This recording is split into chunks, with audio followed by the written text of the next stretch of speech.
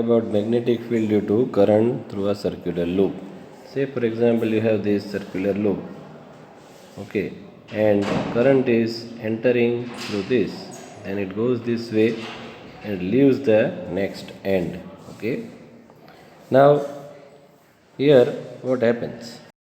See, we know that the magnetic field produced by a current carrying straight wire depends inversely on the distance from it. More the distance, less the magnetic field. Similarly, at every point of current carrying circular loop, the concentric circles represent the magnetic field around it would become large and large as we move away from the wire. So try to understand here these circles which are shown here, they are becoming larger and larger if we are moving away from the conductor. See, this is second circle, third, then this is fourth, then fifth. This way these circles are becoming larger and larger, or we can say the magnetic field lines which are shown by these circles are becoming larger and larger. Okay, this happens when we pass the electric current through the circular coil. Now, this is given in this figure. By the time we reach at the center of the circular loop, the arcs of these big circles would appear as straight lines. So you can see the circle which is at the center, then this would be, or this will become a straight line.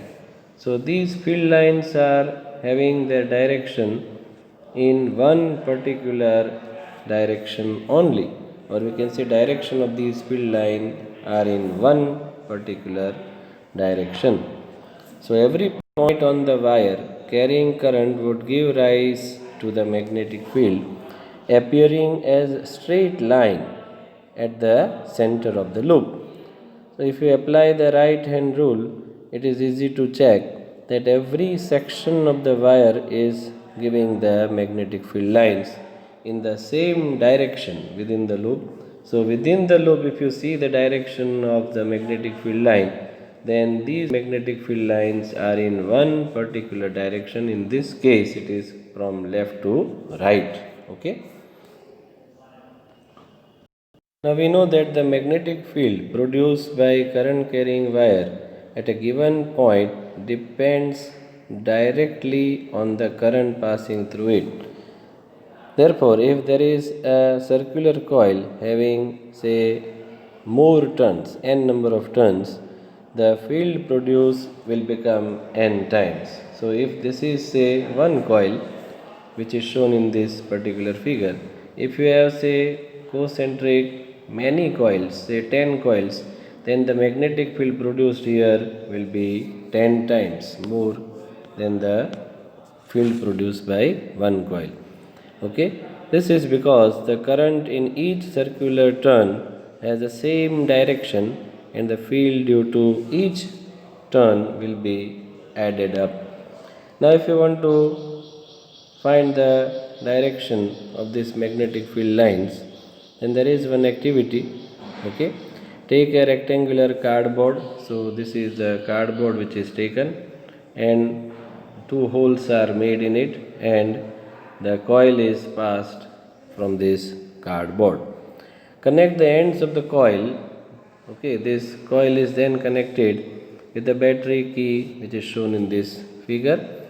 Some iron filling is sprinkled around this, and if you pass the current and tap the cardboard, then they will arrange themselves, or iron filling will be arranged in such a way that it shows the magnetic field lines. Okay. Now magnetic field due to current in a solenoid. A coil of many circular turns of insulated copper wire wrapped closely in the shape of cylinder is known as solenoid. So this is the definition of solenoid. When you have many circular turns of insulated copper wire wrapped closely in the shape of cylinder, then it makes a solenoid. So this way if you wrap the wire or a and they are in a cylindrical form, then this coil will behave as a solenoid. Okay. The pattern of magnetic field lines around a current carrying solenoid is shown in this figure. Okay. So this is the pattern by which the magnetic field lines are produced in the solenoid. This way these magnetic field lines are moving. Okay, they are forming loop also, which are like this. Okay, so this is the magnetic field lines. Okay, they are similar to the magnetic field lines of the bar magnet. So one end of this solenoid will behave as a north pole, the other end will behave as a south pole. So they are just like the bar magnet. So magnetic field inside the solenoid, we can say inside the solenoid is found to be uniform magnetic field. Okay, these magnetic field lines which are inside the solenoid, they are parallel to each other and equidistant. Okay, and this shows the uniform magnetic field. A strong magnetic field produced inside the solenoid can be used to magnetize a piece of magnetic material like soft iron, etc. Okay, the magnet which is so formed is called the electromagnet. So it is the electromagnet which is only remaining till the current passes through the solenoid, then it loses its property. Now force on current carrying conductor in a magnetic field. Force on the current carrying conductor in the magnetic field. So, see, whenever a current carrying conductor is placed in the magnetic field, then as you know that current carrying conductor produces magnetic field of its own and other magnetic field in which it is placed. What will happen? Both the magnetic fields will interact and force will be exerted on the current carrying conductor. Here in this activity it is demonstrated. Okay, here a very thin foil is taken, which is a aluminum foil or very thin foil is taken through which the current is passed and it is arranged on the stand. So current is passed with the help of battery. Okay, and magnetic field is produced by this horseshoe magnet. Okay, this is the horseshoe magnet which is producing the magnetic field from bottom to the top. So there is the direction of current, direction of magnetic field. Now when you pass the current, okay, and the current is passed, say this is positive terminal, so current goes this way. Okay, this is the direction of electric current. What will happen? This particular foil AB will experience the force and it will slightly move from its original position, or we can say it is displaced. The displacement of the rod in the above activity suggests that a force is exerted on the current carrying aluminum foil, okay, which is placed in the magnetic field. It also suggests that the direction of force is also reversed when the current direction is reversed. So when you are changing the direction, say positive is here, negative is here, then the current direction will be opposite. Then the force exerted on this particular foil will also be reversed. Okay, so on reversing the direction of current, force is getting reversed. So we can say both the fields are interacting, or we can say whenever the current is passed through the foil, okay, it is producing the field, and on reversing the current it reverses its field and the force is reversed when the current direction is reversed. Okay, now we consider the direction of the current and that of the magnetic field perpendicular to each other. If you consider the current direction and the direction of magnetic field both are perpendicular to each other, okay, then it is found that force is perpendicular to both these current carrying conductor, or we can say direction of current and direction of magnetic field. So if magnetic field, okay, magnetic field, direction of current, they are taken perpendicular, then the force is also perpendicular to both the direction. Now this can be understood with the help of Fleming's left hand rule. Okay, according to this rule, stretch the thumb, forefinger and middle finger of the left hand such that they remain mutually perpendicular, which is shown here in this particular figure. Okay, in the first finger points in the direction of field. So first finger is showing the direction of magnetic field. Okay, the second finger shows the direction of current, and the thumb will show the direction of motion, or we can say direction of force acting on the current carrying conductor. Devices that use current carrying conductor and the magnetic fields include electric motor, electric generator, loudspeaker, microphones and measuring instruments. Okay, so this is the effect of the magnetic field on the current carrying conductor. What is the effect? The current carrying conductor experiences force when it is placed in the magnetic field, and this effect is used in different instruments like this electric motor, generator, loudspeaker, etc. Okay, now we talk about electromagnetic induction. Okay, first what we have seen, that whenever current carrying conductor is placed in the magnetic field, it experiences force. Now opposite to it, if the conductor is moved in the magnetic field, then current is produced. Try to understand, a conductor when it is moving in the magnetic field, then change in the magnetic field which is caused in the conductor will produce the electric current, and that was shown by the English physicist Michael Farad. Here one example is taken. Okay, this is the coil which is taken here. Okay, the coil and the galvanometer. Okay, there is no current flowing through it right now, no battery is connected, so no current is passing through the coil. When the magnet is not moving, say it is here somewhere stationary, then the galvanometer will show zero deflection, or it will show no current. Galvanometer is the device by which you can detect the electric current.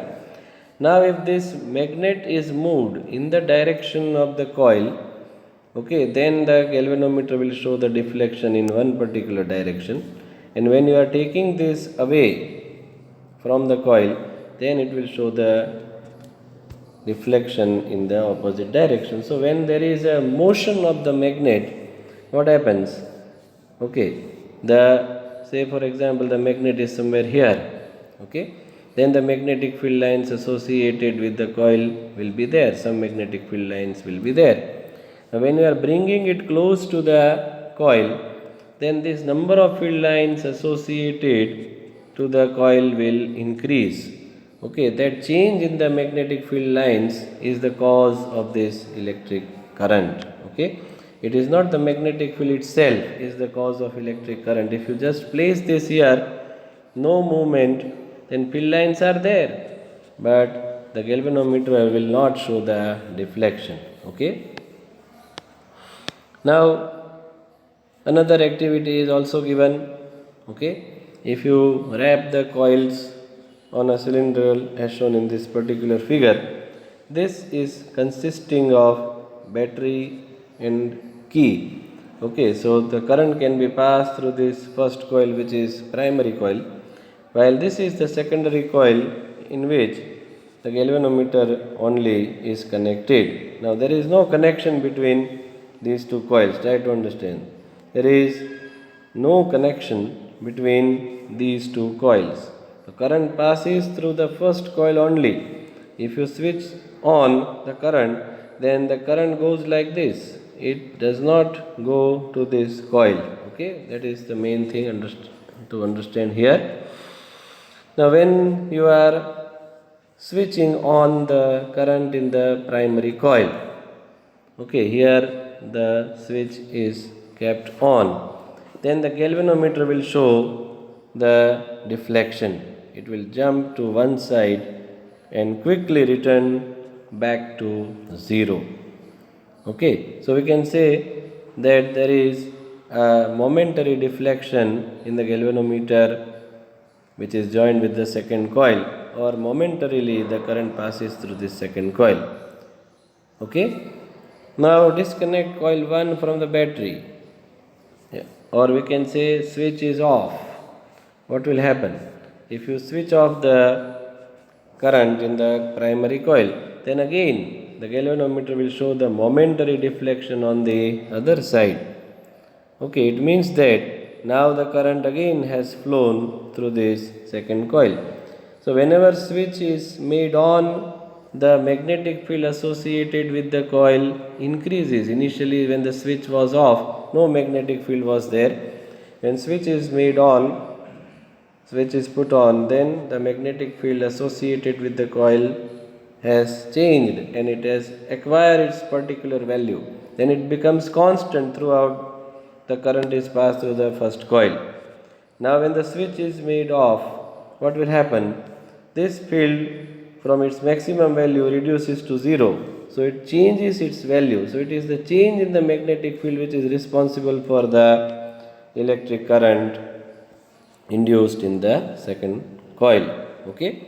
So from these observations we conclude that potential difference is induced in the second coil whenever the electric current through the coil 1 is changing. So whenever there is change in electric current, there is change in magnetic field associated with the secondary coil which induces the electric current in it. Okay. As the current in the first coil changes, the magnetic field associated with it also changes. Thus, the magnetic field lines around the secondary coil is also changing. Hence, the change in the magnetic field lines associated with the secondary coil will be the cause of this induced electric current. This process by which a changing magnetic field in the conductor induces the current in another conductor is called the electromagnetic induction. So this is the process by which the current can be induced. Now the direction of induced current can be obtained with the help of Fleming's right hand rule. You have to keep the first finger of your right hand perpendicular to the movement of the conductor. Okay, so movement of the conductor is shown by the thumb. First finger shows the direction of magnetic field. Then the second finger, which is again perpendicular to both of these, will show the direction of induced current. Okay, so by this simple rule, that is Fleming's right hand rule, we can identify the direction of electric current.